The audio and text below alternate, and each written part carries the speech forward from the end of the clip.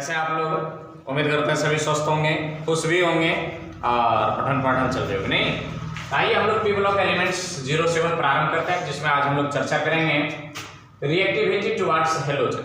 हमारे 15वें वर्ग के एलिमेंट हेलोजन्स के प्रति अपनी क्या क्रियाशीलता रखती है, इसके बारे में अध्ययन करेंगे।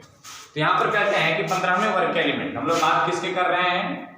15th group element, 15th group element की बात कर रहे हैं। तो कहता है कि इस वर्ग के सभी एलिमेंट्स हेलोजन्स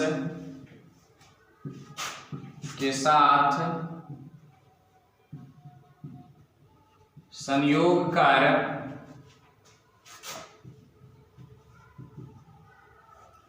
ट्राइहैलाइड एंड पेंटाहैलाइड का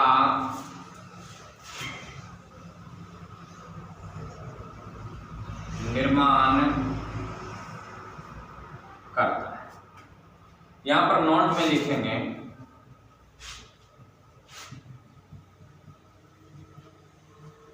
नाइट्रोजन पेंटाहैलाइड का निर्माण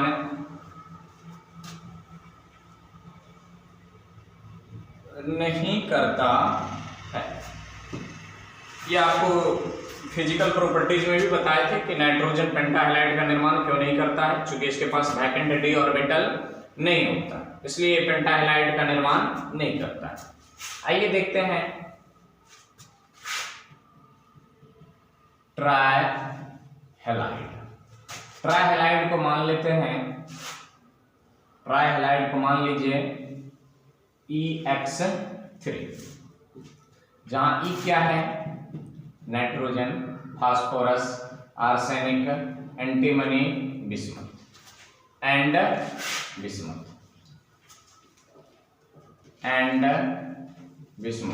Bi। ठीक, तो यदि यहां पर हम X बराबर लें तो फ्लोरीन, क्लोरीन, ब्रोमीन, आयन। यहां पर देखिए, फिर नोट में हम लिखेंगे नाइट्रोजन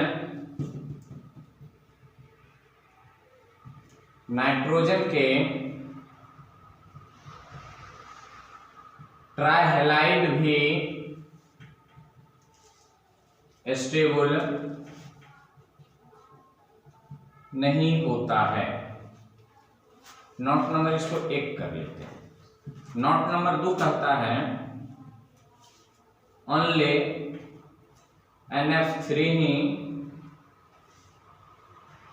स्टेबल है, केवल NF3 ही स्टेबल है।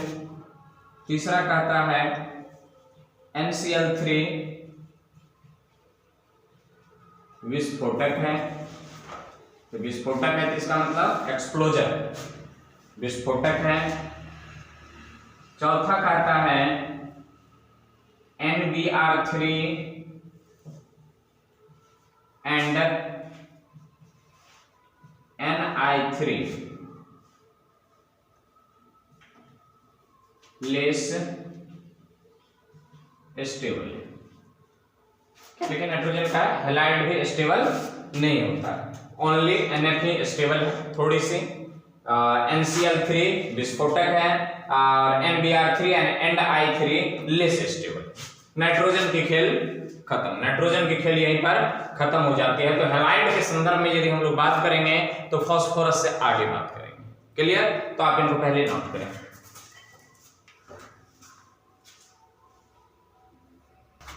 तो चलिए इनको नोट कर लिया मम्मी। आइए थोड़ी इनकी एसिडिक कैरेक्टर वगैरह के बारे में जान लेते हैं। सबसे पहले नाइट्रोजन की हम लोग कहानी कर लें। ये सब ऐसा होता है पर इनके प्रॉपर्टीज भी तो जानना है। तो चलिए इनको नोट कर लिए। नहीं, आगे हम लोग देखते हैं इनके प्रॉपर्टीज। प्रॉपर्टीज क्या कहता है?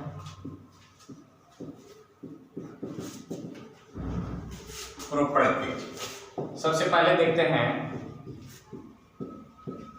Bond angle.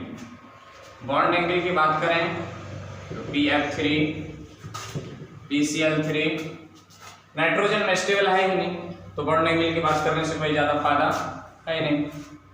PBr3 और PI3, बॉन्ड एंगल बढ़ता जाएगा। वजह बता रहे क्यों बढ़ता जा रहा है। इसका लगभग 98 डिग्री, 100 डिग्री, 101 डिग्री, लगभग 102 डिग्री, ज्यादा का कोई डिफरेंस नहीं है, ज्यादा का डिफरेंस नहीं है। ऐसा क्यों होता है? भसेपर के अनुसार, मैंने violence share electron pair repulsion theory के अनुसार इलेक्ट्रोनिगेटिविटी हेलोजेंस एटम की इलेक्ट्रोनिगेटिविटी घटने पर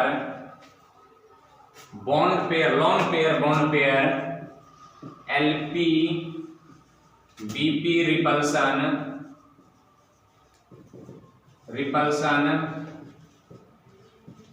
घटता है। फलस्वरूप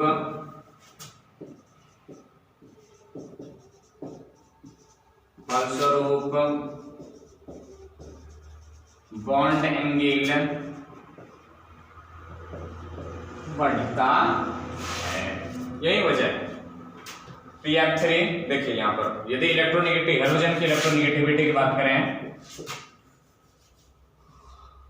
इलेक्ट्रोनिगेटिविटी ऑफ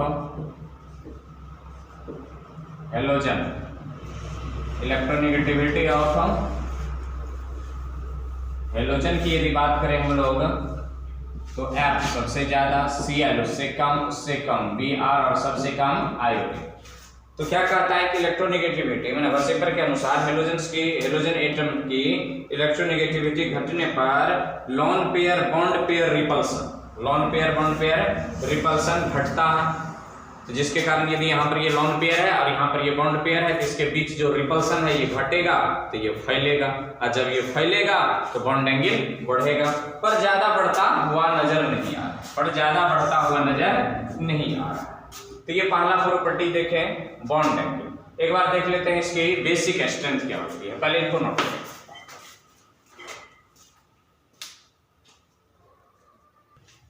नोट कर लिए?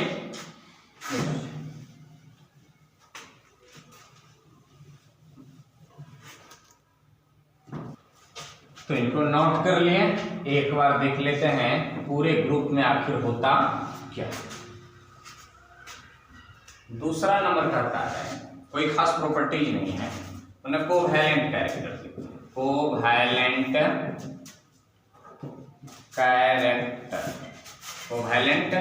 कैरेक्टर के बारे में कहता है कि वर्ग में नीचे की ओर बढ़ने पर कोवैलेंट कैरेक्टर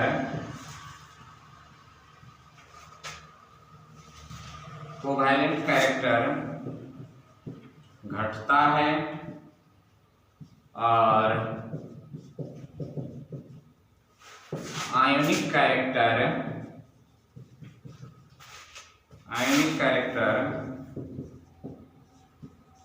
बढ़ता है।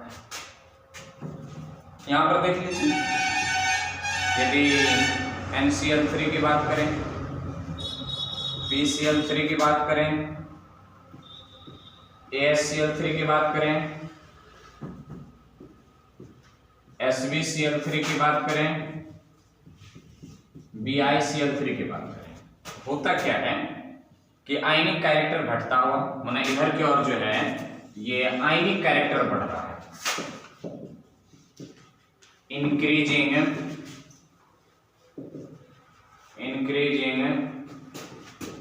Ionic character. इसकी व्याख्या कौन करेगा? फजांश रूल। यदि आयनिक कैरेक्टर बढ़ रहा है तो इसका मतलब कोवैलेंट कैरेक्टर इधर की ओर घट रहा है। ये किसके अनुसार चलता है? फजांश रूल। आप केमिकल बॉन्डिंग में पढ़े होंगे फजांश भाई साहब, पूरा फजियत करता है, तो फजांश रूल इसकी व्याख्या करती है। तो ये हुई कोवैलेंट कैरेक्टर से संबंधित। आयनिक कैरेक्टर बढ़ रहा है माने कोवैलेंट कैरेक्टर घट रहा है। यहां पर फिर हम नोट में लिखना पड़ेंगे, note NF3 is most stable which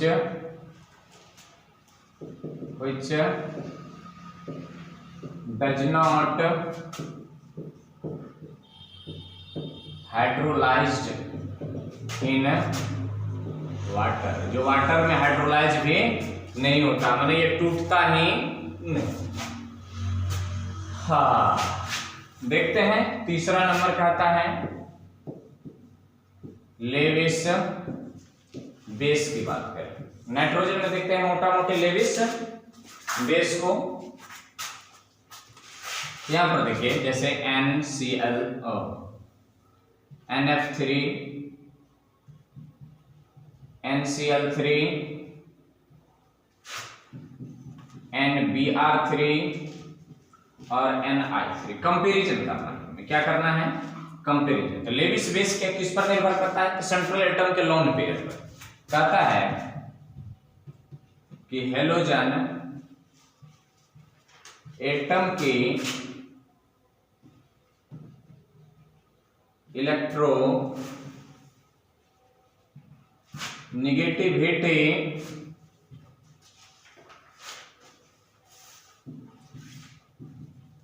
बढ़ने से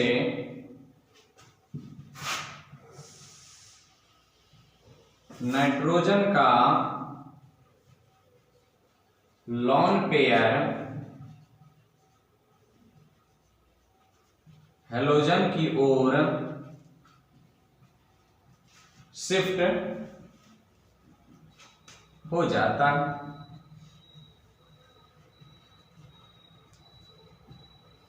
जिसके कारण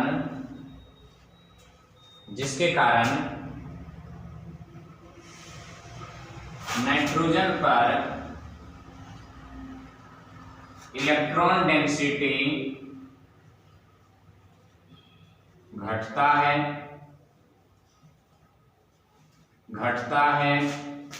यहां पर लिखते हैं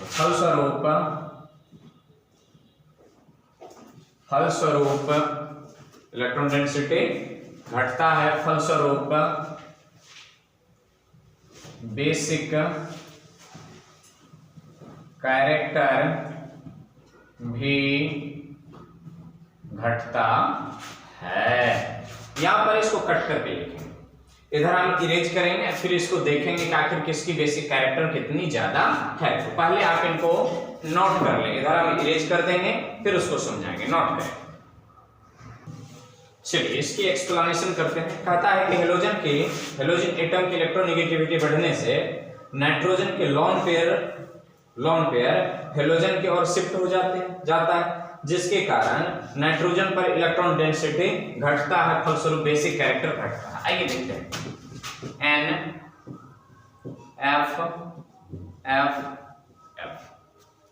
NCl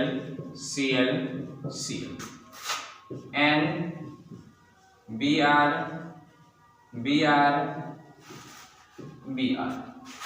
NI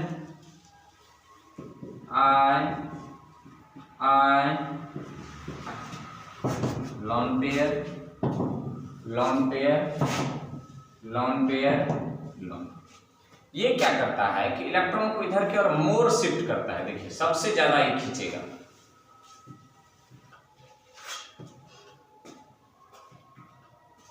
चूंकि हायर इलेक्ट्रोनेगेटिविटी एटम है कौन, क्लोरीन, इलेक्ट्रॉन को अपने ओर खींच लेता।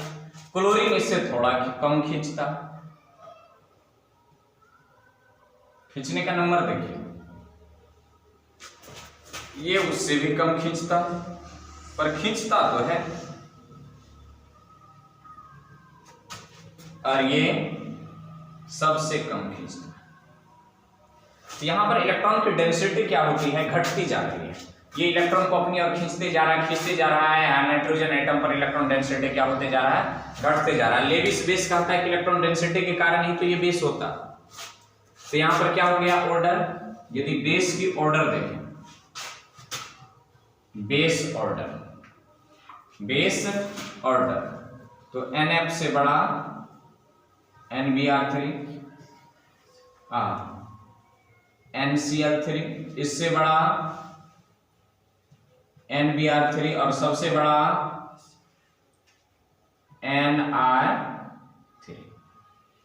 Ni3। ये होती है बेस की इंक्रीजिंग ऑर्डर। ये होती है बेस की इंक्रीजिंग ऑर्डर। तो सबसे प्रबल बेस कौन है, NF3 या Ni3? तो Ni3, कारण ये है। यहां पर एक बोर्ड मॉडल क्वेश्चन ले लेते हैं, फिर देखते हैं। आप पहले इनको नोट करें, एक क्वेश्चन लेंगे। तो यहां पर एक हम क्वेश्चन ले रहे हैं, इसे को मिटा करके और क्वेश्चन का आंसरिंग करके आएंगे। क्वेश्चन कहता है, भाषा थोड़ी बदल भी सकती है। क्वेश्चन कहता है NCl3 तथा Ni3 में प्रबल क्षार कौन है, कारण बताएं, कारण भी दें। थोड़ी भाषा बदल भी सकती है। ये क्वेश्चन है, आप नोट कर लीजिए, हम इधर इरेज करते हैं। ये अभी देख रहे थे ट्राई हैलाइड, इसके बाद देखेंगे पेंटा हैलाइड। पेंटा हैलाइड जो होते हैं वो पूरा का पूरा स्टेबल नहीं होता, क्योंकि एक्साइटेड स्टेट में बनता है। किस स्टेट में, एक्साइटेड स्टेट में बनता है। यहां पर देख लेते हैं हम लोग ना, पेंटा हैलाइड। पेंटा हैलाइड क्या बनेगा, EX5। E इक्वल टू क्या होगा, नाइट्रोजन नहीं होगा यहाँ पर, phosphorus, arsenic, antimony and bismuth. X क्या हो जाएगा, fluorine, chlorine, bromine and iodine and bismuth. ये सब यहाँ पर आना है। नाइट्रोजन क्यों नहीं आएगा, नोट में लिखेंगे, कारण पहले भी लिखे थे। नाइट्रोजन पेंटाहेलाइड नहीं बनाता है। नाइट्रोजन पेंटाहेलाइड नहीं बनाता है। वजह क्या है, इनमें वैकेंट डी ऑर्बिटल नहीं होते। तो चलिए देखते हैं कौन कौन बनाते हैं पेंटाहेलाइड।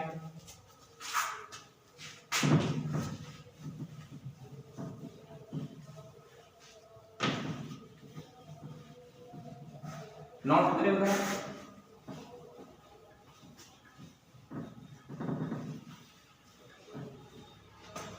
चलिए देखते क्या है। नहीं, कहता है कि 15th ग्रुप के सभी एलिमेंट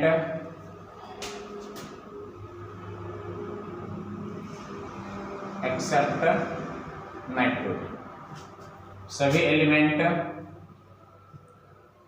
पेंटाहेलाइड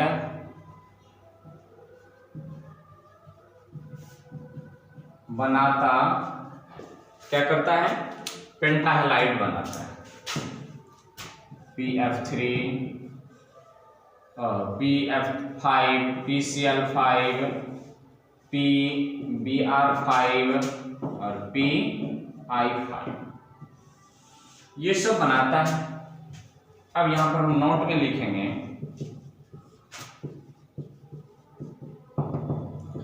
पेंटाहेलाइड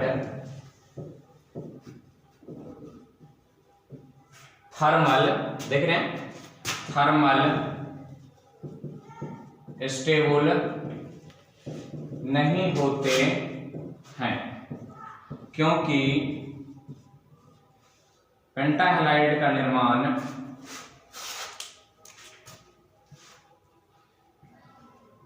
पेंटाहेलाइड का निर्माण पेंटाहेलाइड थर्मल स्टेबल नहीं होते हैं, क्योंकि पेंटाहेलाइड का निर्माण एक्साइटेड स्टेट में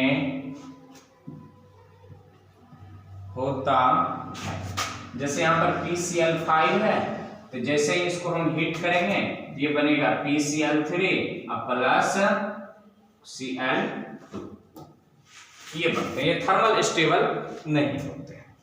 तो और इनकी थोड़ी एक आध प्रॉपर्टीज पर चर्चा कर लेते हैं, आप इनको तत्काल नोट करें।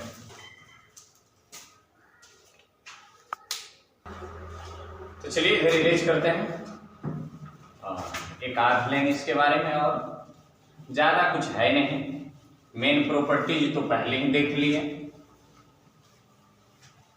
क्या कहता है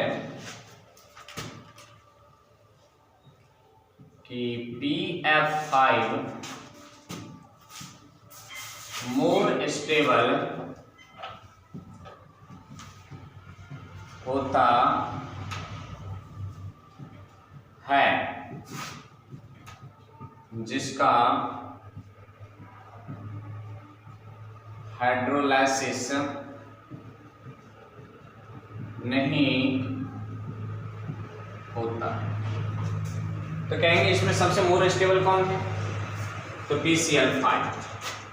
PCl5 क्या है, मोर स्टेबल है। कारण क्या है इनका, कारण F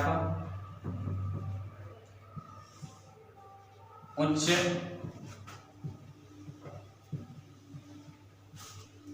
इलेक्ट्रोनेगेटिव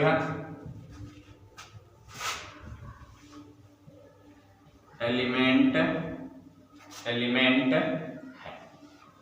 ये क्या करता है, पावरफुल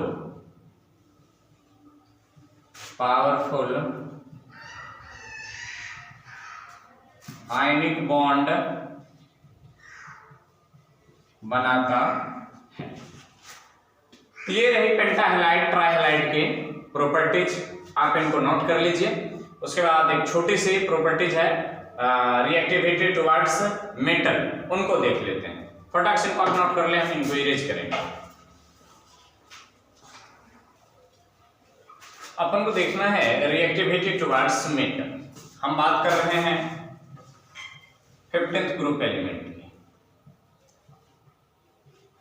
15th ग्रुप एलिमेंट की कहता है कि इस वर्ग के सभी तत्व जो होते हैं मेटल के साथ रिएक्शन करके बाइनरी कंपाउंड बनाता है। बाइनरी कंपाउंड बनाता है, कोई भी मेटल हो उनके साथ ये प्रतिक्रिया कर लेगा और बाइनरी कंपाउंड माने -3 ऑक्सीडेशन नंबर के साथ ये कंपाउंड बनाता है। तो क्या लिखेंगे, इस वर्ग के सभी एलिमेंट्स मेटल के साथ अभिक्रिया कर बाइनरी कंपाउंड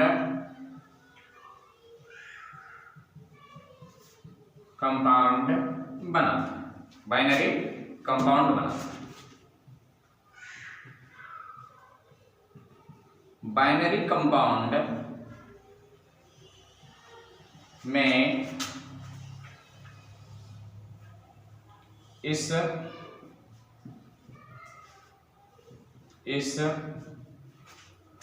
वर्ग के तत्वों का ON बोले तो ऑक्सीडेशन नंबर -3 होता। एग्जाम्पल देख लीजिए कौन कौन है बाइनरी कंपाउंड में। एग्जाम्पल देख लेते हैं। Calcium nitrate Ca2 Ca3N2, calcium nitrate, nitrite, calcium nitrite, Ca3P2, calcium phosphide, AlN, aluminium nitride, यहां पर देखिए इसका -3 ऑक्सीडेशन, फिर इसका -3 ऑक्सीडेशन, फिर इसका -3 ऑक्सीडेशन। तो -3 तो 3 दूना -6, द्वितीय 6, द्वितीय 6, 3 दूना 6, 3 3। Al भी आता है, माने एल्युमिनियम फॉस्फाइड, एल्युमिनियम फॉस्फाइड। तो ये कुछ एग्जाम्पल है, इसको हम लोग बाइनरी कंपाउंड कहते हैं। क्या कहते हैं इनको हम बाइनरी कंपाउंड कहते हैं। नॉन मेटल के साथ यदि बात कर ले, हम नोट में यहां लिखते हैं, इस वर्ग के तत्व सल्फर से अभिक्रिया कर सल्फाइड बनाता है। बाइनरी कंपाउंड कहते हैं किसको है? Binary compound. हाँ, इस वर्ग के तत्व सल्फर से प्रतिक्रिया कर सल्फाइड बनाता है। जैसे देख लीजिए AS2 सल्फाइड, AS2S3 इसको आर्सेनिक सल्फाइड कहते हैं। क्या कहते हैं? Arsenic sulphide. तो आप यहां पर S से आर्सेनिक के जगह पर फास्फोरस को भी रख सकते हैं, बिस्मथ को भी रख सकते हैं, एंटीमनी को भी रख सकते हैं और नाइट्रोजन को भी। नाइट्रोजन तो ऐसे आता नहीं, नाइट्रेट के फॉर्म में आता है। किसके फॉर्म में आता है? इसके फॉर्म में आता है NH4 या ऐसे आता है। सीधा सीधा ये नाइट्रोजन सल्फर के साथ आता नहीं, नाइट्रोजन इस फॉर्म में आता है। तो आज हम लोग देखें रिएक्टिविटी लगभग कंप्लीट हो गई। पहले आप नोट कर लीजिए, उसके बाद फिर बातें करते हैं। नोट करें फटाक से। तो चलिए आज हम लोग केमिकल रिएक्टिविटी को समाप्त किए।